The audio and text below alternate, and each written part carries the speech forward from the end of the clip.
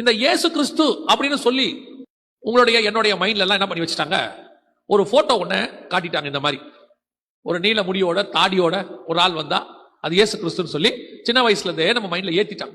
இந்த ஏத்தினதனுடைய விளைவு என்னன்னா, எவெல்லாம் இந்த மாதிரி நீல முகமா ஒரு நீல முடியோட தாடியோட வரானோ அவனையெல்லாம் நம்ம இயேசுன்னு நினைக்கிற அளவுக்கு, இன்னும் கொஞ்சம் போனா அந்த மாதிரி யாரா வந்தா இவர் இயேசு கிறிஸ்து வந்திருக்கிறாருன்னு சொல்லிடுறாங்க. இப்ப இயேசு மாதிரியே ஒருத்தர் வந்திருக்கிறாரு.